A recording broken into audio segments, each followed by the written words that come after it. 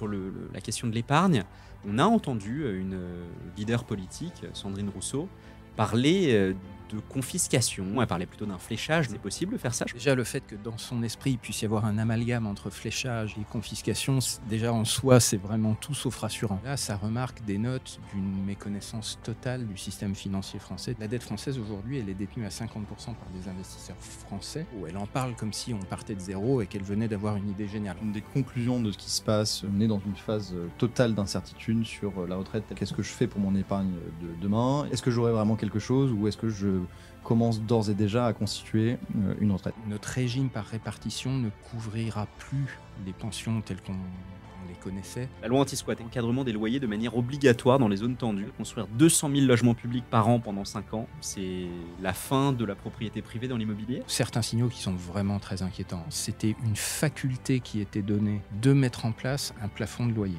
Partout où ça a été mis en place dans le monde, ça s'est terminé tôt ou tard par des pénuries de logements. Ce qui n'est pas très très difficile à comprendre. C'est-à-dire que si on rend l'actif inattractif d'un point de vue financier, les investisseurs s'en vont. Ils vont investir ailleurs.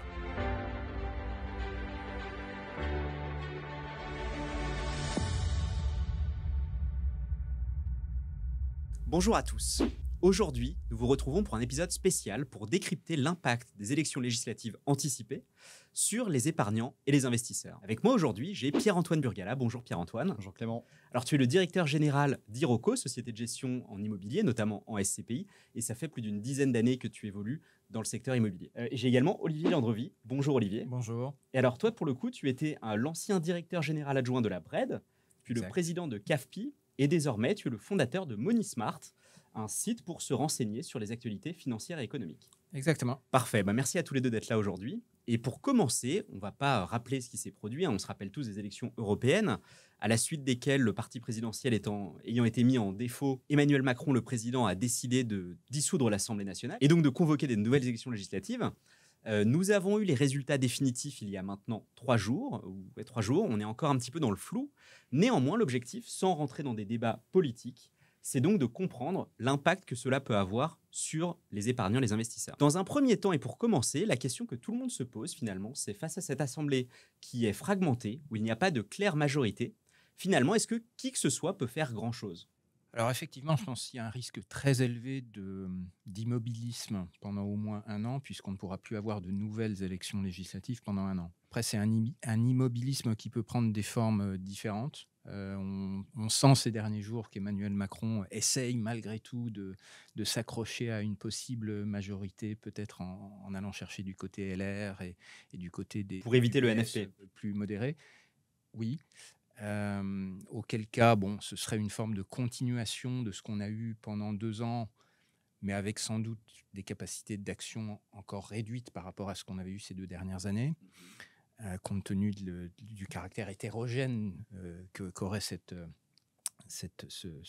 groupe. Et l'autre scénario, ce serait qu'il laisse la majorité du nouveau Front populaire prendre le poste de Premier ministre. Mais là aussi, on serait tellement loin d'une majorité absolue que, de facto, cette majorité relative serait réduite à devoir aller négocier sur chacun des points de leur programme une majorité absolue. Et je ne suis pas convaincu qu'il y ait beaucoup de choses dans leur programme sur lesquelles ils arrivent à obtenir cette majorité absolue. Alors c'est intéressant parce que Pierre-Antoine, on a entendu Jean-Luc Mélenchon dès le deuxième tour, dès le soir des deuxièmes tours, dire ce sera donc tout le programme du NFP, rien que le programme du NFP. Ça paraît finalement improbable, impossible. Assez improbable, on partage effectivement la même analyse. C'est qu'on va aller vers un immobilisme a priori complet, donc avec plusieurs scénarios, effectivement. Mais donc, ce que veut nous laisser entendre Jean-Luc Mélenchon paraît assez peu probable. Et alors, un immobilisme complet, tu m'en parlais un petit peu avant, finalement, c'est pas si mal. Il y a une jurisprudence qui fait foi aujourd'hui en Europe, c'est la Belgique. Et effectivement, pendant 1 an, il ne s'est rien passé. Et in fine, quand on regarde, alors c'est très romantique ce que je dis, mais quand on regarde un peu comment c'est passé cette année d'immobilisme en Belgique, elle a été extrêmement bonne pour la croissance belge. Donc, si on part dans ces considérations-là, ça peut être tout à fait bon pour la France. Bah, on dit souvent que les marchés n'aiment pas l'incertitude. Oui, et les business n'aiment pas l'instabilité réglementaire et juridique. Et là, au moins, Il se passerait rien. on serait stable dans la paralysie. Eh ben, écoutez, excellent. Alors du coup, pour commencer, on a prévu quelques thèmes. Le thème numéro un, on avait regardé des Français, ce qui les concerne le plus aujourd'hui, c'est le sujet du pouvoir d'achat. Alors on ne va pas revenir sur les mesures type blocage des prix ou réduction de la TVA sur certains produits.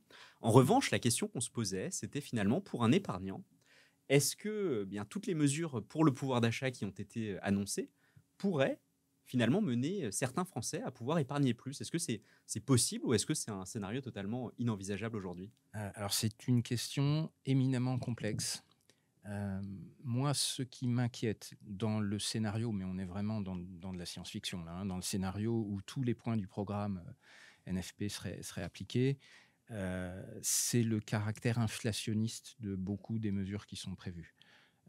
La revalorisation de 10% du SMIC, pardon, à 1 600 € du SMIC, la revalorisation de 10% du point d'indice des fonctionnaires, l'indexation de tous les salaires, si j'ai bien compris, sur l'inflation.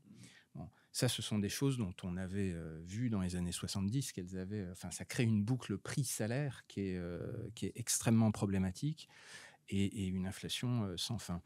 Mon intuition, c'est que si vraiment on empilait toutes ces mesures, on aurait sans doute effectivement des gains de pouvoir d'achat pour les salariés les plus modestes et éventuellement les fonctionnaires. Pour les autres, je pense que ce qui pourrait ressembler facialement à un gain de revenus serait très vite absorbé par une nouvelle vague d'inflation. Et pour l'immobilier, ce serait vraiment, parce que finalement l'inflation, c'est pas si mal. Et pour continuer là-dessus aussi, l'inflation, elle a été quand même contenue par les actions de la Banque centrale. Il faut aussi se rappeler que la Banque centrale existe aujourd'hui, enfin en tout cas l'Europe existe aujourd'hui dans le paysage français. Ouais. Donc on est encore dans une autre situation qu'à l'époque. Et ça, on le voit bien aujourd'hui sur la réaction des marchés. Il me semble que c'est le gouverneur de la Banque de France qui a gentiment rappelé au gouvernement que il y avait la Banque centrale existait et qu'il y avait quand même certaines choses qui ne pouvaient pas être faites. Et donc quand on imagine effectivement la mise en place de tous les programmes, que ce soit l'augmentation du SMIC, etc., on voit qu'il y a un moment où ça ne va pas fonctionner et qu'il va falloir limiter les dépenses publiques sans pouvoir aller un peu trop loin. Et au-delà de ça, il y a de toute façon la contrainte extérieure maintenant que va exercer l'Union européenne sur la dette, avec le processus d'endettement excessif que nous a valu le dérapage absolu des finances publiques l'an dernier. Et donc, rendez-vous a été donné à Bruxelles au mois de septembre pour que le gouvernement présente son plan de redressement des finances publiques pour les 3 ans qui viennent. Alors, ce que certains disent, c'est qu'en fait, on a été soumis à ce plan, je crois, un grand nombre d'années sur les 15 ou 20 dernières années. Donc, en fait, ce n'est pas non plus si nouveau. Mais question, pour revenir rapidement, parce que l'inflation, il pourrait y avoir 2 choses. Si inflation, déjà, je prends un parti vraiment, pour le coup, très pro-investisseur SCPI. L'inflation, c'est pas si mal, puisqu'en fait, les loyers sont souvent indexés dans l'immobilier tertiaire sur l'inflation. Alors, ils sont indexés, après, ils suivent des indices, c'est capé. Je ne suis pas un grand défenseur de cette indexation sur les loyers pour l'immobilier professionnel, dans le sens où, à un moment donné, quand le loyer que vous indexez dépasse tout entendement par rapport à d'autres actifs de référence juste à côté, vous perdez votre locataire à terme. Donc, notre logique, c'est quand même de dire qu'il faut que le loyer soit cohérent par rapport à la santé de l'entreprise et ce qu'elle est prête à payer pour rester dans cet actif. Donc, en fait, il y a l'inflation et le marché, quoi. Ensuite, il faudrait aussi regarder les différentes sous-classes d'actifs immobiliers, parce que sur le logement, par exemple, il y a le sujet du plafonnement des loyers qui serait même durci avec le programme NFP. Ouais. Voilà. Alors moi, je parlais que d'immobilier professionnel, mais effectivement, quand on prend en considération le résidentiel, alors là, on va même... Ça va complètement en faveur d'ailleurs des CPI qui sont bien souvent à quelques exceptions près sur de l'immobilier professionnel, puisque le résidentiel, ça serait au final un risque incroyable si le programme du... Et on y reviendra. Enfin, effectivement, on a un point spécial sur le résidentiel. Ok, donc en fait, si je résume un petit peu ce que vous dites, finalement, pouvoir d'achat peut-être pour les plus modestes, mais finalement, est-ce que ça mènerait vraiment à une capacité d'épargne ? Finalement, dans les systèmes redistributifs, on s'attend plutôt à ce que les plus aisés baissent un peu, les moins aisés montent un peu, mais finalement, pas de capacité d'épargne supplémentaire. Un autre sujet sur la question de l'épargne, on a entendu une leader politique, Sandrine Rousseau, parler de confiscation. Alors, confiscation, je crois qu'elle s'est reprise après, que finalement, elle expliquait que ce n'était pas une confiscation, elle parlait plutôt d'un fléchage, notamment sur l'assurance vie. Euh, Déjà d'une, c'est possible de faire ça. Je crois qu'il y a la loi Sapin 2 qui en parle. Déjà, le fait que dans son esprit, il puisse y avoir un amalgame entre fléchage et confiscation, déjà en soi, c'est vraiment tout sauf rassurant. Ensuite, je trouve que sa remarque, si on lui donne le bénéfice du doute et si on l'interprète sous l'angle du fléchage, dans ce cas-là, sa remarque dénote d'une méconnaissance totale du système financier français tel qu'il existe déjà. Parce que ce fléchage existe déjà très largement. Quand vous investissez dans de l'assurance, dans un fonds euro d'assurance vie, il est partiellement investi sur de la dette française. Quand vous laissez des dépôts sur votre compte à vue à la banque fait travailler ces dépôts en les réinvestissant notamment sur de la dette française. Quand vous laissez de l'argent sur le livret A, la banque le remonte à la Caisse des dépôts qui elle-même en réinvestit une partie non négligeable sur de la dette française. Donc cette exposition, elle existe déjà. D'ailleurs, la dette française aujourd'hui, elle est détenue à 50% par des investisseurs français via ces mécanismes de fléchage. Donc on ne part pas de zéro. Elle en parle comme si on partait de zéro et qu'elle venait d'avoir une idée géniale. On ne parle pas du tout de zéro. Alors après, on peut discuter du curseur. Peut-être qu'il faut pousser encore plus le fléchage vers la dette française. Moi, ce que ça m'inspire surtout, c'est qu'une fois qu'on a pris conscience que ce fléchage existait et qu'une partie non négligeable de l'épargne des Français est déjà indirectement fléchée vers de la dette française, ça devrait inciter nos représentants politiques à la plus grande prudence dans la gestion des finances publiques. Parce que derrière, Ce sont des particuliers. On parle de l'épargne des Français si un jour il y a un problème. Je partage à 1000% l'analyse, c'est exactement ça. Il y a une grande confusion, à mon sens, sur effectivement qu'est-ce qu'on fait de l'argent et l'épargne du français. C'est assez dingue même d'entendre ça. Hein. On a le mot confisqué est quand même très révélateur et terrifiant. L'épargne est placée, mais elle a une vertu. Outre d'enrichir effectivement l'épargnant, elle est placée à dessein, en tout cas, comme tu le disais, Olivier. Et alors, j'ai peut-être juste pour revenir, pour des auditeurs qui se diraient, oui, mais est-ce qu'il pourrait aller jusqu'à la confiscation? Est-ce qu'aujourd'hui, on peut les rassurer ou pas? Il y a un exemple, si on veut jouer à se faire peur, il y a un exemple qui n'est pas rassurant, c'est celui de Chypre. Chypre, alors j'ai plus l'année en tête, ça devait être en 2010, 2011, quelque chose comme ça, où Chypre a eu un gros problème sur ses finances publiques et a décidé, alors c'était pas de la confiscation au sens juridique, mais en fait ça s'y apparente, ils ont inventé une taxe de 10% sur tous les dépôts des non-résidents. Et il se trouve que le système bancaire chypriote accueillait beaucoup de dépôts russes, notamment. Voilà. Et donc les épargnants ont été spoliés comme ça du jour au lendemain. Est-ce que ce serait possible en France? Je n'en sais absolument rien. Je doute que le Conseil constitutionnel accepterait ça. Ensuite, sur la loi Sapin, il y a aussi de la confusion. La loi Sapin, elle ne prévoit pas du tout la possibilité de confisquer. Elle prévoit la possibilité de geler pendant une période qui peut aller, je crois que c'est 3 mois renouvelables une fois, donc 6 mois. Sur l'assurance vie. Les sorties d'assurance vie. Ça n'est pas de la confiscation. Hein. C'est pas à dire on va capter 10% de ce que vous aviez mis sur votre police d'assurance vie. C'est juste dire s'il y a un problème de liquidité, on va donner plus de temps aux assureurs pour liquider des actifs et gérer la liquidité. Mais alors justement, Pierre-Antoine, parce que là on parle beaucoup d'assurance vie, et d'ailleurs je crois que Sandrine Rousseau a clarifié qu'elle avait bel et bien en tête effectivement plutôt le fonds euro. La SCPI, c'est ce qu'on appelle un produit nominatif, donc on détient les parts, on est associé de la SCPI.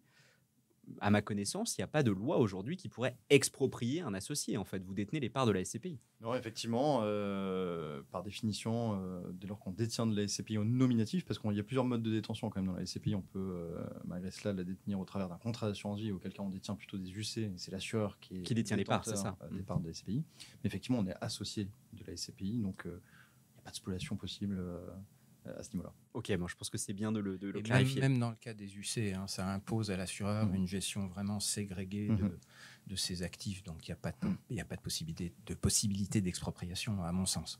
Excellent. Ou alors, ça veut dire qu'on a basculé vraiment dans... C'est le mot, c'est la révolution, quoi. Bon, écoutez, on espère qu'il n'y aura pas ce point de bascule. Excellent. Écoutez, c'est un thème sur l'épargne intéressant. Le deuxième thème, et l'une des plus grandes préoccupations des Français, c'est le sujet des retraites. Vous le savez, certains partis proposent de revenir sur la nouvelle réforme des retraites, alors certains plus que d'autres, dans des modalités un peu différentes. Donc on a notamment une proposition de revenir sur l'âge de départ à 60 ans pour tout le monde. On a également la proposition d'indexer le montant des retraites sur les salaires. La question que ça nous a fait nous poser finalement, c'est qu'est-ce qu'un épargnant peut faire aujourd'hui pour eh bien, finalement réduire un petit peu son incertitude et sa dépendance à un système dont malgré tout on voit qu'il peut changer selon les régimes politiques au pouvoir. Je pense qu'une des conclusions de ce qui se passe, que ce soit du gouvernement actuel, de potentiellement ce qui va arriver après, c'est effectivement ce que tu décris, c'est-à-dire qu'on est dans une phase totale d'incertitude sur la retraite telle qu'on l'a connue ces dernières années, et il faut peut-être réfléchir différemment. Donc maintenant qu'on a fait ce constat-là, c'est-à-dire qu'on ne sait pas de quoi l'avenir est fait, tout le sujet, mais là il est un peu plus profond, c'est qu'est-ce que je fais pour mon épargne de demain et qu'est-ce que je ferai à ma retraite? Est-ce que j'aurai vraiment quelque chose ou est-ce que je commence d'ores et déjà à constituer une retraite? Donc il y a plein de stratégies possibles. Toi qui es un faiseur dans la SCPI, c'est clairement un produit très adapté à la retraite sous différentes formes, hein. Donc que ce soit du placement classique en SCPI ou alors de l'achat en nue propriété qui permet, rappelons-le, d'acheter donc des parts à prix décoté sans en avoir les revenus et donc pas de fiscalité, ce qui est un autre sujet, je suppose qu'on va aborder Bien d'ailleurs, sûr. et avoir un pécule à la retraite à consommer. Qui génère du revenu, parce que Qui c'est ça génère du l'intérêt. revenu, exactement. Donc ça, c'est clairement, si j'ai un conseil à donner effectivement aujourd'hui L'investissement programmé aussi. sur l'incertitude, c'est se créer une retraite aujourd'hui paraît presque indispensable dans le paysage politique actuel. Je vais enfoncer le clou. Mais peut-être même en détachant le sujet finalement de l'équation politique actuelle. Parce que de mon point de vue, avant même la possibilité que le NFP forme un gouvernement, de toute façon, le système de retraite par répartition, à mes yeux, il est condamné. Je ne sais pas dire si c'est à horizon 10 ans, 15 ans ou 20 ans, mais il est condamné. Et dans l'équation que vous décriviez, j'ajouterais les chiffres de natalité qui sont très mauvais. Le taux de fécondité en France en 2023 est tombé à 1,68 alors qu'il était encore à 2. C'est le nombre d'enfants par femme, hein, pour ceux qui ne sont pas spécialistes. Il était encore à 2 en 2013. On est parmi tous les pays de l'OCDE le pays dans lequel ce taux de fécondité baisse le plus vite. Mais on partait de plus haut. Mais on partait de plus haut, c'est vrai. Mais 1,68, on est quand même beaucoup plus bas que ce qu'on appelle le taux de renouvellement. Donc ça veut dire que de toute façon, le régime par répartition va avoir un problème structurel. Les actifs, puisqu'il y en a de moins en moins, ne pourront pas éternellement payer pour un nombre de retraités toujours plus important. Donc moi, je suis condamné qu'à horizon 10-15 ans, ou peut-être 20 ans, notre régime par répartition ne couvrira plus les pensions telles qu'on les connaissait. Il couvrira juste quelque chose qui s'apparentera à un minimum vieillesse, une pension de base. Qui sera peut-être pour éviter peut-être la pauvreté vraiment extrême. Voilà, c'est ça. Et pour le reste, ce sera à chacun de se préparer une retraite. Et moi, le conseil que je donne régulièrement à tous mes lecteurs, c'est dès l'entrée dans la vie active. Commencer à épargner. Dès le premier job, essayer. Alors, c'est plus facile à dire qu'à faire, hein, évidemment. Pour des petits salaires, ça peut être difficile, mais dans la mesure du possible, vraiment faire le maximum pour essayer de mettre de côté 10% de ce qu'on gagne. Et le faire le plus régulièrement possible. L'idéal, c'est vraiment de le faire mensuellement, parce que d'abord, ça devient une habitude et du coup, c'est moins douloureux. Et puis ensuite, parce que ça permet aussi de lisser les niveaux d'entrée. Le fameux DCA. Voilà, exactement. Oui, d'ailleurs, ça, je le précise, hein, mais c'est vrai que ça s'applique que d'ailleurs, vous investissiez en crypto, ça marche pour les marchés actions. en actions, bien sûr. en SCPI, il y a des investissements programmés. Enfin, il y a différentes manières. C'est intéressant parce que, en fait, c'est ce que j'essayais de dire un petit peu au début de cette interview. En fin de compte, aujourd'hui, on ne sait pas. On entend également LR qui peut-être propose un gouvernement de droite. Ce que je trouve assez intéressant, c'est qu'en fin de compte, quelle que soit l'issue de ces négociations, de ces tractations en cours, personne propose finalement de revenir complètement sur la retraite par répartition. Ou alors j'ai raté peut-être un programme. Non, personne ne propose encore de basculer vers le système par répartition. On a en France un vrai problème de culture sur cette question. Mais est-ce que c'est même faisable parce que maintenant qu'on a... C'est très difficile. Non, mais ce qui va se passer en réalité, c'est que cette bascule, elle va intervenir sans qu'on le dise. C'est-à-dire que le niveau des pensions va être amené à baisser progressivement. Et de plus en plus, les gens se diront que s'ils ne veulent pas tomber dans la pauvreté au moment de leur Mais de sans leur baisse de retraite. cotisation, du coup, Olivier? Mais oui, c'est le résultat de la démographie. C'est le résultat de la démographie.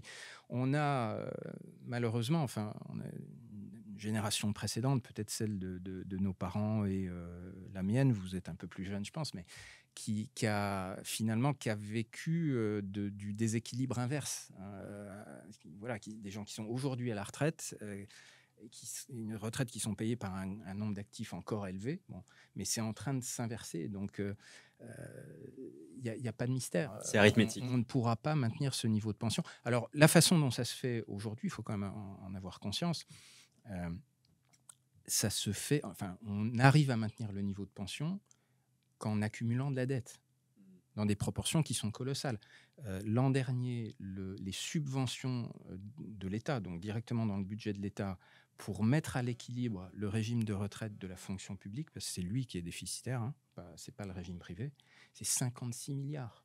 Donc c'est un tiers du déficit de l'an dernier qui est imputable au fait de vouloir absolument maintenir des pensions à un niveau qui économiquement n'est plus tenable. J'avais lu une stat, alors peut-être que Olivier, tu l'as mieux que moi, qu'en fait, effectivement, on parle souvent de à peu près 3100 milliards de dettes. Et il y a également apparemment ce qu'on appelle la dette hors bilan, qui est notamment justement la retraite des fonctionnaires et qui augmente drastiquement finalement la dette de l'État. Oui, alors je vais aller même plus loin. De temps en temps, j'entends des commentateurs qui disent la dette publique à 110% du PIB, finalement, on en fait tout un fromage, mais aux États-Unis, c'est plus que ça. Non, aux États-Unis, précisément, ils ont une comptabilisation de la dette publique qui inclut les engagements hors bilan. Voilà. Donc en fait, si on faisait la même chose en France, l'endettement public français est beaucoup plus... alors, je n'ai pas le chiffre exact, mais il est beaucoup plus important que l'endettement américain. D'accord, mais je n'avais pas non plus cette stat. Intéressant. Bon, en tout cas, ce qui est intéressant, c'est qu'on trouve instantanément un point d'accord tous ensemble. La retraite, d'après vous, on ne coupera pas à une forme d'épargne pour réussir à vivre correctement et décemment à la retraite. Point suivant, qui va être à mon avis le gros sujet, l'imposition. Alors évidemment, on a lu tous les programmes. Bon, finalement, le programme du RN est assez léger. Il ne détaille pas vraiment non plus la manière dont ils souhaitent accomplir leurs différentes mesures. Celui du NFP, pour le coup, lui, n'est pas avare en taxes et en impositions. Et donc, on va commencer par la première, peut-être la plus importante pour les investisseurs, la suppression de la flat tax. Ça, pour le coup, ce serait un coup de semonce énorme pour les investisseurs. Alors, je tiens à le préciser, pas pour les investisseurs en SCPI, mais peut-être, Pierre-Antoine, est-ce que tu veux nous rappeler rapidement les deux modes d'imposition? Alors, notamment peut-être celui de l'imposition donc des revenus type foncier versus la flat tax. Ouais. Effectivement, alors si on s'en tient à la seule SCPI, qui est ma matière et qui est la matière de Louvre, la flat tax, c'est malheureusement quelque chose qui n'est pas accessible. Donc c'est une très belle création, mais dont ne profitent pas les investisseurs en SCPI. Donc, sa suppression, d'un point de vue purement bête et méchant, n'entraînerait aucun changement fondamental aux détenteurs de SCPI. Ça les mettrait même sur un pied d'égalité. Exactement. C'est limite, j'y vois presque, à titre personnel, une aubaine, dans le sens où je me dis que tous les autres placements qui bénéficient effectivement de la flat tax et parfois même puisqu'on parlait de fléchage, d'un fléchage des capitaux vers d'autres classes d'actifs parce que moins taxés, pourraient profiter, cette disparition pourrait profiter à la SCPI, qui retrouverait une égalité, on va dire, fiscale, qu'elle soit bonne ou pas, c'est un autre sujet, mais une égalité fiscale. Donc, il n'y a pas d'incidence, effectivement. Quand vous êtes souscripteur de SCPI, vous êtes imposé au barème progressif de l'impôt et basta. Plus les cotisations. Plus les cotisations. Sur la part française au moins. Exactement. Non, sur la flat tax, je partage. Moi, c'est pas ce qui m'inquiète de plus dans ce programme fiscal. Jusqu'en 2017, voilà, on vivait sous ce régime-là et voilà, personne n'en est mort. Donc, c'est peut-être ce qui est le moins déraisonnable dans toutes les propositions fiscales du programme NFP. D'accord.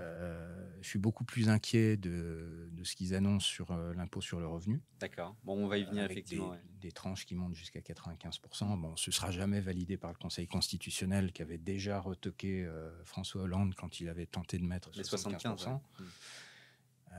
Bon, voilà. En réalité, je pense qu'on parlait en introduction du manque d'espace politique que risquait d'avoir NFP une fois arrivé au pouvoir. Je pense que particulièrement dans le domaine fiscal, Ce sera compliqué. je vois vraiment pas ce qu'ils arriveront à faire passer. Autant sur les retraites, on n'est pas à l'abri qu'il y ait quelques alliances contre nature. C'est un peu le mot d'ordre en ce moment, les alliances contre nature, j'ai l'impression. Autant sur la fiscalité, mais alors c'est marrant, Olivier, parce que pour le coup, alors moi je m'attendrais à ce que... Alors nos auditeurs, effectivement, sur la SCPI sont moins impactés, mais tes lecteurs qui investissent pour beaucoup aussi quand même en actions, j'imagine, peut-être en crypto, là c'est quand même la douche froide. Enfin, si on passe dans un régime où on était à 30% flat tax et qu'on passe à tranche marginale plus 17,2, c'est quand même assez énorme. Oui. Okay. Mais je ne pense pas. Enfin, j'y attache une faible probabilité. Tu n'y crois pas vraiment? Non, après, peut-être qu'on parlait d'économie réelle, du financement d'économie réelle. Peut-être qu'on reviendrait à des systèmes avec des abattements pour durée de détention. Enfin, les usines à gaz, on en a eu des milliers, donc on n'est pas à l'abri qu'il y en ait d'autres qui soient encore incitatives pour les titres, la crypto, etc. Ah, ce qui serait intéressant, parce que pour le coup, peut-être que du coup, la SCPI pourrait rentrer dedans également. Peut-être. Un peu comme ce qui se fait sur les plus-values avec des abattements. Alors, intéressant, parce que là, on vient de voir flat tax, du coup, point positif pour la SCPI. Question pour toi, Pierre-Antoine. On a vu, alors j'avais lu dans le programme du NFP, il parle de abolir les niches fiscales qui sont, je crois, injustes et polluantes. Enfin, un terme un petit peu ronflant. Les niches fiscales, c'est vaste, il y en a pas mal. On va revenir un peu plus tard sur celle du LMNP, mais notamment en SCPI, on a les conventions de double imposition pour les SCPI européennes. Est-ce que tu penses que c'est sur le radar de nos politiciens ou pas du tout? Peut-être, mais alors j'imagine vraiment pas comment ça peut être applicable. Déjà que notre propre fiscalité, comme dit Olivier, il y a peu de chances qu'elle soit impactée faute de consensus. Parler de la fiscalité de nos voisins européens, alors là, j'imagine mal des accords allant dans ce sens. Et après, bon, quoi qu'il arrive, effectivement, aujourd'hui, si j'en reste à la matière de la SCPI, les SCPI européennes, pour l'épargnant, ont l'énorme vertu, notamment au niveau des prélèvements sociaux. Bon, quand vous avez des revenus de sources étrangères, il n'y a pas de prélèvements sociaux. C'est un impôt français, c'est une taxe française, donc il n'y a pas de, il y aura pas d'impact là-dessus. Peut-être une autre considération. Pour moi, il est absolument acquis qu'on a rendez-vous dans un an pour de nouvelles élections législatives. C'est certain. Donc ils n'auront pas le temps. Quand bien même ils trouveraient une majorité bizarroïde pour valider ce programme fiscal et commencer à le mettre en œuvre, dans mon esprit, ça ne durerait qu'un an. Voilà. Je crois que la durée de détention moyenne des SCPI, c'est 22 ans. Voilà. Sur de l'immobilier locatif classique en direct, ça doit être 15 ans. Enfin, voilà. Même s'il y a une année un peu compliquée fiscalement pendant 15 ou 20 ans d'investissement, c'est pas non plus la fin du monde. Mais c'est par rapport à ta question, c'est hautement peu probable. Hautement peu probable. Et c'est rigolo parce qu'en fait, effectivement, moi j'avais une anecdote qu'on m'a racontée. Alors, je ne connais pas la véracité, mais c'était quelqu'un qui était à l'ASPIM qui m'avait dit que récemment, je crois il y a 12 ou 18 mois, ils avaient été contactés par Bercy, du coup, par le ministère de l'économie et des finances, pour parler du LMNP, parce qu'apparemment Bercy venait de se rendre compte que le LMNP favorisait énormément la location meublée. Donc effectivement, c'est un truc que tout le monde sait depuis 10 ou 15 ans. Et effectivement, on avait un peu rigolé en se disant, bon, s'ils en sont que à comprendre que le LMNP fait ça, les conventions fiscales interpays... il y a encore du temps. Voilà, on en est loin. Et alors justement, c'est une bonne transition. Le LMNP, alors ça nous concerne moins sur la SCPI, mais encore une fois, on est là pour parler de tous les sujets. Le LMNP, ça fait quand même plusieurs fois qu'on y revient et que les gouvernements successifs, ou que tous les ans presque, j'ai l'impression qu'on se dit, est-ce que c'est pas l'année où ça va sauter? Il me semble que le NFP l'a quasiment nommément mentionné. Bientôt la fin du LMNP? Moi, je pense que c'était de toute façon dans les cartons de Bercy, la majorité précédente, que de le mettre dans le projet de loi de finances 2025, de mettre un réalignement des régimes. Et quand il parle de réalignement, c'est généralement sur le régime le plus punitif. donc oui, enfin, il est tout à fait possible que la nouvelle minorité de gouvernement réussissent à trouver là un terrain d'entente. Reprennent, oui, ça pour le coup, oui. D'accord. C'est du domaine du possible. Tu partages cette opinion? Je partage, et au-delà effectivement des élections récentes, le résidentiel, c'est pas c'est pas là que les efforts sont faits aujourd'hui. Enfin, on va pas en faveur des détenteurs d'immobilier résidentiel, donc ce qui peut être raboté à ce niveau-là. Alors, je vais quand même mettre ma casquette d'ancien du secteur. C'est malgré tout une catastrophe. Parce qu'on déjà dans la situation actuelle, hein, on voit une fonte du parc d'immobilier locatif résidentiel et ça risque de s'accélérer encore avec les mesures proposées par Le NFP. oui, le NFP. Oui. Moi, je reste persuadé qu'on a besoin d'un parc locatif privé. Les HLM, oui, ça a un rôle, mais je ne peux pas imaginer un monde du logement en France qui ne serait que d'un côté HLM et de l'autre côté propriétaire occupant. Il y a de la place pour les jeunes actifs, les étudiants, etc., qui ne sont pas tous éligibles aux logements sociaux, ont besoin qu'il y ait un parc relativement dynamique et compétitif de logements privés. À vouloir mettre effectivement plus de liens dans l'immobilier résidentiel, on risque au contraire de gripper encore plus le marché. Ça, je suis complètement d'accord. Et de toute façon, on a un point complet sur l'immobilier résidentiel, mais là, juste pour finir sur le sujet LMNP, notamment sur le plan fiscal, j'ai une grande théorie qui est de dire que finalement la SCPI va s'imposer dans les années à venir comme étant en fait le meilleur investissement locatif. Il y a toutes les choses classiques, la diversification, la gestion passive, les taux d'intérêt. Y compris sur le résidentiel, c'est ça que tu dis? Alors, de manière plus générale, c'est qu'en fait, on va avoir, notamment avec le rabot du LMNP, qui à mon avis est aujourd'hui finalement la carotte fiscale tellement énorme qu'elle peut faire pencher la balance en faveur du résidentiel. Je pense que si on perd cet avantage-là, on voit que les taux d'emprunt sont en train, malgré tout, de s'harmoniser entre l'investissement locatif et la SCPI. Je pense que si on met ça bout à bout avec tous les avantages que présente la SCPI par rapport à un investissement en direct, je pense que dans 5 ans, la SCPI sera de manière évidente le meilleur investissement locatif. Est-ce que ça, c'est quelque chose avec lequel vous êtes à peu près d'accord? Alors, Pierre-Antoine, tu as peut-être un biais. Moi, j'ai absolument pas de biais. Je le suis déjà, en fait, si tu veux. Je pense que la SCPI est un produit d'épargne qui est encore trop mésestimé. Ça répond, ça répond à beaucoup de problématiques. La diversification, ce que tu as évoqué, hein, la diversification, donc dilution des risques, confier une gestion, des revenus réguliers, fait par un professionnel de l'épargne, du temps en fait, le facteur temps aussi qu'on oublie souvent quand on souhaite investir à titre personnel dans l'immobilier résidentiel. Après, on parle quand même de deux marchés qui sont très différents, donc effectivement j'ai un biais, mais c'est sûr. Après, pourquoi pas imaginer aussi des CPI résidentielles. Il y en a quelques-unes, pour l'instant c'est assez rare. Ils sont lancés avec un gros sujet quand même de rentabilité. Ouais, bien sûr. C'est toujours c'est un peu le maître mot et le juge de paix. Et effectivement, la SCPI, elle a toute sa place dans une allocation beaucoup plus qu'aujourd'hui. Et d'ailleurs, le marché aujourd'hui souffre un peu dans la SCPI. Et ça devrait se normaliser. Ça devrait se normaliser. Alors, ce que tu décrivais, c'était dans les cartons et c'était en réalité, ça faisait partie de la grande loi logement. Qui devait être, que le ministre Kasparian devait présenter à l'Assemblée au mois de juin. Et puis la dissolution est passée par là.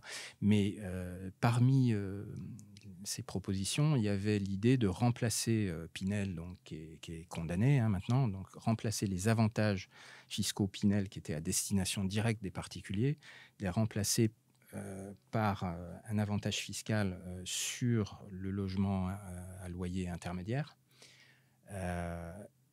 Mais cette fois destiné aux investisseurs institutionnels, autrement dit aux SCPI. On va professionnaliser le secteur. Je pense que c'était l'idée du gouvernement.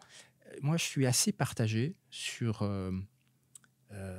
cette possibilité. D'abord parce qu'il y a une problématique économique sur le résidentiel qui, de mon point de vue, aujourd'hui fera fuir tous les institutionnels. C'est-à-dire que en zone tendue, typiquement ici en région parisienne, les rendements qu'on peut attendre d'investissement locatif sont en dessous de ce que rapporte un livret A, avant même d'avoir rémunéré la gestion.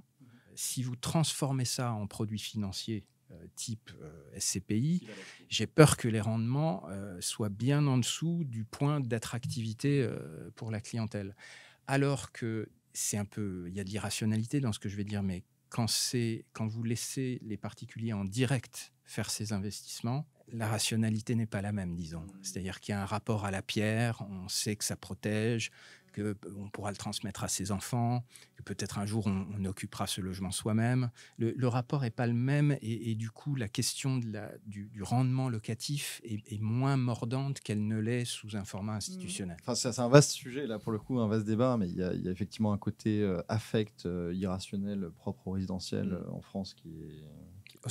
Oui, mais c'est partout, c'est pas qu'en France, je crois. Après, je pense qu'il y avait quand même aussi un aspect que c'était la seule classe d'actifs dans laquelle on pouvait investir en s'endettant. On peut le tourner autant qu'on veut, mais seule classe d'actifs sur laquelle on peut s'endetter, plus niche fiscale monumentale quand même. Le système de l'amortissement qui ne rentre pas dans la plus-value, c'est énorme. Alors non seulement c'était un des très rares produits financiers, effectivement, sur lequel on pouvait faire effet de levier, mais en plus, avec une assurance emprunteur bien pensée, on pouvait même en faire un outil de transmission. De transmission ou de protection de sa famille. Parce que si la personne qui rapporte les revenus du foyer... De prévoyance peut-être. Ouais. Voilà, de prévoyance. C'est le mot que je cherchais. Ça pouvait être aussi un très bel outil de prévoyance. Et alors, c'est intéressant parce que là, je vais sauter. On avait un point sur l'IFI sur lequel on reviendra. Mais vu qu'on est sur le sujet famille, il y a pas mal de sujets autour de l'héritage. On a vu à la fois Ensemble, donc le groupe Ensemble, ainsi que le RN, me semble-t-il, qui proposait finalement d'alléger un petit peu ou de simplifier les donations. Donc sur des variantes un petit peu différentes. L'un qui voulait proposer de plus, y compris aux grands-parents, l'autre plus sur la même durée, et donc tous les 15 ans, et puis l'autre le même montant, mais tous les 10 ans, me semble-t-il. Qu'est-ce qu'on pense finalement de ces différentes propositions? Est-ce qu'on s'oriente vers une simplification, un durcissement? On a vu le fameux Mélenchon, au-delà de je ne sais plus quel montant, il avait dit, je crois, je prends tout, donc de manière un peu dure. Que doivent penser les épargnants aujourd'hui qui ont des sommes sympathiques, mais pas non plus mirobolantes, pour la transmission? Alors, sur les possibilités de donation, j'ai pas examiné les programmes dans le détail, mais spontanément, ce qui existe déjà est quand même déjà assez généreux, j'ai envie de dire. On peut Est-ce que tu peux le rappeler, voilà? De mémoire, c'est 100 000 € tous les 15 ans. Ouais, c'est ça. Plus la fameuse loi Sarkozy de 30 et quelques 30 000 000 euros. €. Et donc, les retraités, disons, qui sont capables de donner plus que 100 000 € par enfant de leur vivant, bon, ça existe évidemment. C'est 100 000 fois 2 d'ailleurs. Oui, c'est par personne, oui. Et par enfant. Donc, vous voyez, ça couvre déjà des sommes qui sont très importantes. Donc, j'ai du mal à croire que des deux côtés, que ce soit NFP ou Rassemblement National, ils aient voulu être plus généreux que ça. Par contre, ce qui nous pend au nez, c'est une pontification plus forte de la fiscalité des transmissions. Ça me paraît, ça me paraît parfaitement logique. Quelle que soit finalement la coalition qui se dégage? Ah non, là je parlais de NFP. D'accord. Je pense qu'il n'y aura rien qui va trop bouger sur ce sujet-là. Un sujet peut-être un peu complexe. Où il va y avoir effectivement absolument aucun consensus. J'imagine pas de consensus sur ce sujet. Ok. Et c'est peut-être pas non plus le sujet sur lequel ils vont se pencher en premier. Il y en a un autre, en revanche, de sujet qui, lui, pour le coup, a été un peu le symbole de ce qu'on appelle la Macronie, c'est la suppression de l'ISF, remplacée par l'IFI, l'impôt sur la fortune immobilière. Donc, j'ai vu différentes propositions. Donc, on a le NFP qui propose comment ils appellent ça, rétablir un impôt de solidarité sur la fortune renforcé, encore plus puissant, j'imagine, avec un volet climatique. Et on a le RN qui, lui, proposait quelque chose d'un peu différent, puisqu'il proposait de remplacer l'impôt sur la fortune immobilière, qui, selon eux, entrave la conservation et la transmission des patrimoines, et faire un impôt sur la fortune financière, du coup, en excluant... Inverser la logique exactement de l'IFI. Qu'est-ce qu'on pense de ça? Ça peut se produire. C'est quand même très emblématique. Je pense qu'il peut y avoir un peu une envie de marquer le coup. Moi, ce que j'en pense, honnêtement, l'IFI, je n'ai jamais vraiment compris la logique. Enfin... On peut débattre, est-ce qu'il faut un impôt sur la fortune ou pas, mais à partir du moment où on a tranché ce débat en disant oui, il faut un impôt sur la fortune, dire il ne s'applique qu'aux actifs immobiliers, et pas aux autres actifs. Enfin, au nom de quoi? C'est un truc que je n'ai jamais compris. On dit que Macron n'aime pas l'immobilier, c'est peut-être ça. Je sais pas. Hein. No comment. Donc, bon, qu'on revienne sur cette logique, pourquoi pas. Après, toute la question sera la question des taux. Moi, ce qui me fait très peur dans le programme NFP, c'est que leur chiffrage montre un triplement des recettes de leur futur impôt sur la fortune par rapport à l'IFI. Et sans bouclier de l'époque Sarkozy, etc. C'est plus dur. Le capital est mobile, quoi. Donc, si on veut éviter de perdre nos meilleurs entrepreneurs. Mais est-ce que finalement, c'est pas ça la logique de l'IFI, c'est que l'immobilier, par définition, c'est immobile, alors qu'effectivement, les actions, ça se déplace rapidement. Toi, tu vois ça, j'imagine, en te léchant les babines, Pierre-Antoine. Me lécher les babines sur le programme éventuellement du Rassemblement national, mais pas NFP. Oui, alors effectivement. Mais je partage ton point. C'est immobile, donc par nature, c'est assez logique. C'est facile de se faire fusiller, bien sûr. Et comme le dit Olivier, là, on s'attaque directement au portefeuille des plus fortunés qui créent. On va pas revenir sur ces sujets-là profonds, mais de l'emploi, etc. Donc, alors c'est sûr que du point de vue de l'efficacité de la perception de l'impôt, c'est indiscutable. L'immobilier, c'est merveilleux parce que ça ne peut pas s'enfuir. Mais c'est un raisonnement qui est purement statique, parce que dans un pays comme la France, en tout cas avec la démographie qu'on a et les flux migratoires qu'on a aujourd'hui, on a besoin de construire 400 à 500 000 logements par an. Pour construire des logements, il faut des capitaux. Ils vont pas sortir de terre par miracle, ces logements. Et si on persiste, et c'est quelque chose que je reprochais déjà lourdement au gouvernement précédent, aux 7 années de gouvernement Macron, c'est la façon dont ils ont traité l'immobilier uniquement sous l'angle fiscal.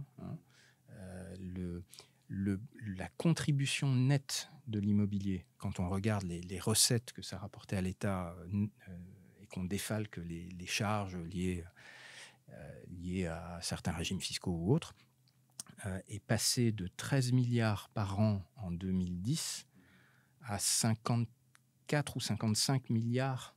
On a fait x4 en l'espace de 14 ans. Et ça, moi, je pense que c'est une des causes fondamentales aujourd'hui de la pénurie de logement et de la crise du logement qu'on commence à voir apparaître. Intéressant. Pierre-Antoine, j'ai une question technique. Je ne sais pas d'ailleurs si tu as la réponse. Aujourd'hui, les parts en nue propriété, en SCPI, ne comptent pas dans l'IFI. Dans l'IFF proposé par le RN, donc l'impôt sur la fortune, je ne sais plus comment il l'appelle, mais bref, fortune financière. Si on revient au système avant IFI, effectivement, c'était quoi qu'il arrive, mais pour tout, hein, celui qu'on avait la jouissance, donc l'usufruit, qui en prenait. D'accord, donc l'ISF, ça rentrerait pas non plus en fait dans un ISF remis au goût du jour. Si c'est comme à l'époque, entre guillemets, c'était le cas. C'était pareil. Ouais. D'accord, hyper intéressant, c'est ça ma question, effectivement. Donc ça changerait pas. Ok. Bon, on va aborder quand même l'éléphant dans la pièce, l'impôt sur le revenu. On a finalement, je crois que les seuls à avoir fait une vraie proposition, alors Ensemble avait indiqué effectivement de ne pas toucher, pas de hausse d'impôt. Bon, ok. En revanche, le RN, je crois que c'était pas très clair. Puis le NFP, pour le coup, c'était très clair. 14 tranches. Alors peut-être quel impact en particulier pour, on va commencer par les SCPI et puis les épargnants en général, parce qu'on l'a dit, si on retire la flat tax, ça veut dire que tout est soumis à l'IR. Si l'IR augmente, ça ne peut pas être une bonne nouvelle pour les épargnants. Le premier impact, ce sera un veto du Conseil constitutionnel. Sur les tranches au-delà de 75%, ça me paraît inévitable. Et puis ensuite, mais là encore, je doute beaucoup qu'il trouve une majorité, mais bon, s'il trouvait une majorité pour voter un durcissement notable des tranches d'imposition les plus fortes, ce qui est aujourd'hui à 40 et 45, je pense qu'on verrait s'inverser les flux des cadres les mieux rémunérés et on ferait perdre à Paris une partie de son attractivité pour les multinationales. Paris qui a beaucoup profité du Brexit, de ce point de vue-là, en particulier dans le secteur financier, mais pas que. Et on risquerait de mettre ça à mal. Je suis très critique du bilan des 7 années des gouvernements Macron. Je suis un macroniste déçu. Voilà, on va dire ça comme ça. Mais il y a une chose qu'on peut quand même lui accorder, c'est qu'il a réussi à nous débarrasser du problème de chômage structurel qui pourrissait l'économie française depuis 40 ans. Le risque, c'est ça, c'est qu'on retombe dans un chômage de masse parce que les grandes entreprises préfèrent investir ailleurs qu'en France. Alors du coup, effectivement, au-delà même de la question du chômage structurel, finalement, ce sujet de l'impôt sur le revenu, moi, il me fait penser finalement que la SCPI, pour le coup, prend une place encore plus intéressante, puisque si tous les autres placements sont soumis à l'IR, avec un taux potentiellement qui fait augmenter voilà, le TMI. Exactement, mais qui est surtout potentiellement très élevé, en tranche marginale.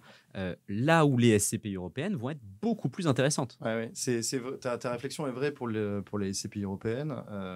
Effectivement, la règle de calcul pour une personne physique à l'IR, soumise à l'IR, c'est taux marginal moins taux moyen. Donc, plus ton taux moyen est élevé, plus effectivement... tu as un gain énorme. Et on évite aussi les prélèvements sociaux. Bon, en tout cas, moi, ce que je retiens de tout ça, c'est que c'est quand même assez intéressant. C'est qu'en fait, le barème de l'IR, en fait, c'est même plus que ça. Tout ce qu'on a dit finalement sur l'imposition n'impacte pas défavorablement la SCPI et au contraire peut renforcer les quelques avantages qu'elle a déjà. Ouais, en fait, la SCPI historiquement était un peu l'oublié d'une niche, enfin c'est pas vraiment une niche fiscale, mais en tout cas d'un avantage fiscal, et aujourd'hui pourrait revenir sur le devant de la scène parce qu'elle ne serait pas impactée négativement, dans le sens où aujourd'hui les SCPI majoritairement, en tout cas souscrites, sont des SCPI européennes par cette proposition de loi. Super intéressant. Je pense qu'on a bien couvert le sujet de l'imposition. On l'a noté à plusieurs reprises, il y a le fameux sujet de l'immobilier. Alors, je vais revenir sur quelques éléments qui ont été proposés. On a vu, par exemple, l'abrogation de la loi dite Kasbarian, du nom du ministre qui l'avait porté, me semble-t-il, qui, du coup... Il n'était pas encore ministre à l'époque. Il n'était pas encore ministre, pardon, il était que député. Alors, effectivement, après, il est devenu C'était la loi anti-squat. La loi anti-squat, exactement. Alors, il y a celle-ci, et puis il y a également une autre proposition que j'ai vue, donc l'encadrement des loyers de manière obligatoire dans les zones tendues, suivi de la part donc, du NFP de pas mal d'autres choses. Relancer la construction du logement social, construire 200 000 logements publics par an pendant 5 ans. Voilà, donc des choses quand même assez fortes. C'est la fin de la propriété privée dans l'immobilier. Alors, dans tout ce que tu as cité, bon, d'abord, il y a certains signaux qui sont vraiment très inquiétants. Revenir sur la loi anti-squat. Bon. Est-ce que tu peux peut-être juste revenir, c'est quoi cette loi anti-squat ? C'est juste pour faciliter, tout est relatif, donner un peu plus de facilité aux propriétaires pour se débarrasser de quelqu'un qui occupe son logement sans payer. Quelle est la logique en fait derrière l'abrogation de cette loi à part ? D'ailleurs, je ne vois même pas dans quel univers ça peut être pertinent. Moi, je le lis comme de l'électoralisme. Voilà, on s'adresse à un certain public qui a des fins de mois difficiles et qui peut être sensible à ce type d'idée. Sur l'encadrement des loyers, alors je sais que toi, tu n'es pas concerné puisque tu es sur l'immobilier commercial, pas sur l'immobilier résidentiel, mais c'est quoi l'encadrement des loyers ? C'est la loi Allure, c'est ce genre de choses ? Et effectivement, c'était dans la loi Allure et ensuite dans la loi Elan. Mais tel que c'était rédigé jusqu'à présent, c'était une faculté qui était donnée aux communes en zone tendue de mettre en place un plafond de loyer. Et maintenant, ce sera une obligation. À Paris. Exactement. Là, on reprend les clés à la commune et on dit c'est imposé au niveau national dans toutes les zones tendues. Et je précise, ça ne s'applique pas à l'immobilier commercial. On parle bien des logements. Et ça, partout où ça a été mis en place dans le monde, ça s'est terminé tôt ou tard par des pénuries de logements. Ce qui n'est pas très, très difficile à comprendre. C'est-à-dire que si on rend l'actif inattractif d'un point de vue financier, les investisseurs s'en vont. Ils vont investir ailleurs. Et un jour, on se réveille et on réalise qu'on n'a plus assez de logements dans le pays. J'avais lu une analyse un peu rapide, mais qui disait qu'effectivement, le blocage des prix mène toujours à la pénurie. Toujours. Ce sera la même chose sur les baguettes si on décide de plafonner le prix de la baguette à 1 euro. Et donc, quand on lit tout ça, déjà d'une, on s'est dit que finalement, ça avait quand même assez peu de chances de se produire, heureusement. Mais moi, ça renforce mon opinion de toujours, dont on parle depuis tout à l'heure. C'est qu'en fait, la SCPI, une fois de plus, s'en sort très bien. Oui, effectivement. Alors là, c'est les scénarios catastrophes que tu évoques sur cette fin de débat ne concernent absolument pas la SCPI. qui aura encore beaucoup d'attrait, mais comme elle l'a aujourd'hui, on en a parlé tout à l'heure. Pourquoi aujourd'hui les sociétés de gestion font des SCPI sur l'immobilier professionnel?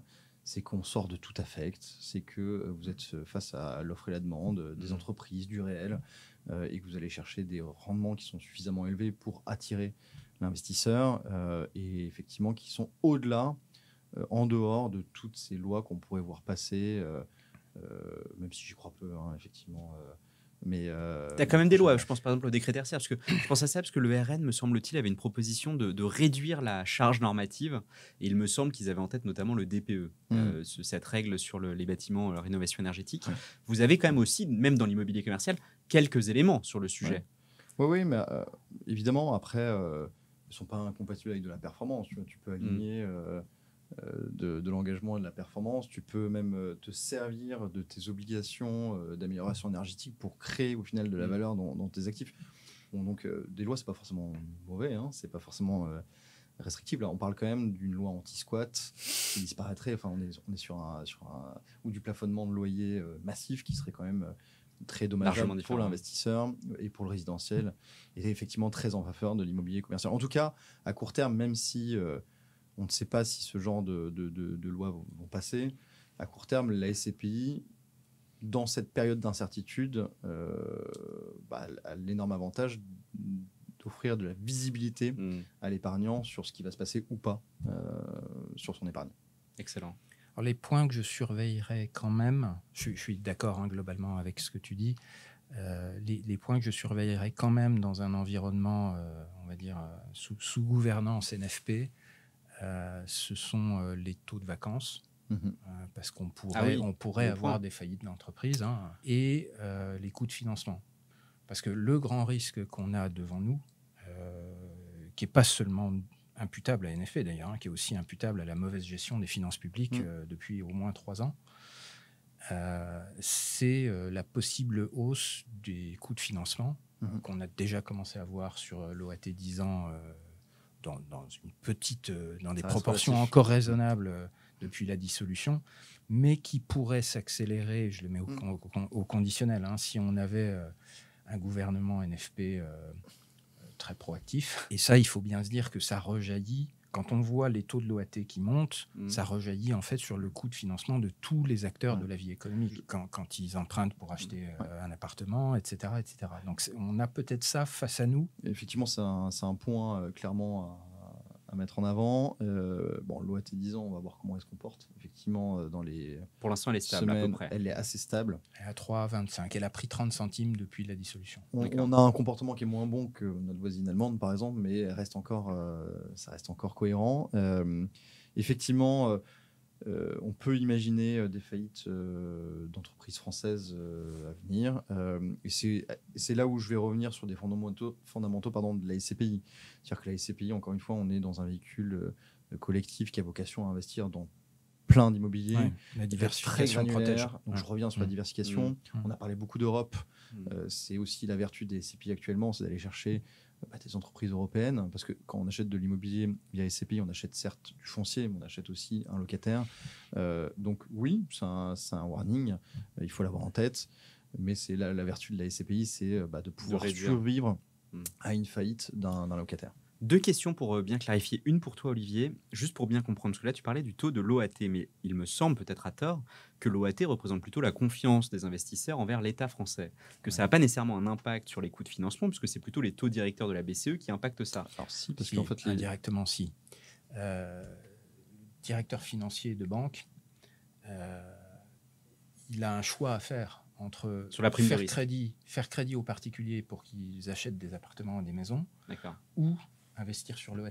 Bien sûr. Donc, si le taux de l'OAT remonte, alors que le taux des crédits immobiliers, lui, ne remonte pas, à un moment donné, il coupe le robinet du crédit. C'est ce qui est arrivé il y a 1 an et demi. J'avais pas vu ça. Parce qu'en fait, c'est intéressant parce que c'est la deuxième question pour toi, Pierre-Antoine, qui était justement en fait, sur le lien entre la hausse des taux et les valeurs immobilières, parce que ça a été quand même le sujet des SCPI sur les 18 derniers mois, où on a vu des SCPI baisser leur prix de part.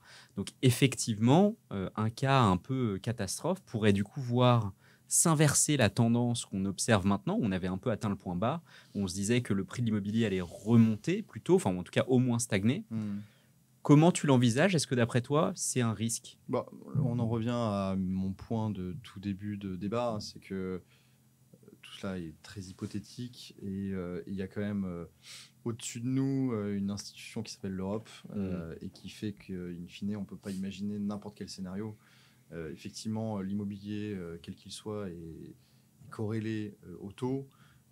Pour autant, il ne va pas se passer grand-chose sur la banque centrale, enfin sur les banques centrales de ce point de vue-là. Enfin, je veux dire, il peut y avoir un impact OAT 10 ans en France, comme le souligne Olivier, mais il n'y aura pas d'impact à très long terme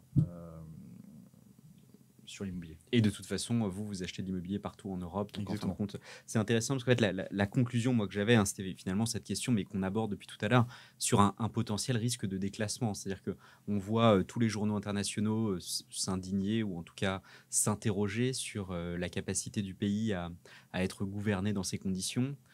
On a vu également une procédure de l'Europe concernant justement le déficit excessif de la France. On entend des rumeurs dont je n'ai absolument aucune idée si ce sont des théories du complot ou pas, autour d'une mise sous tutelle ou pas de la part du FMI.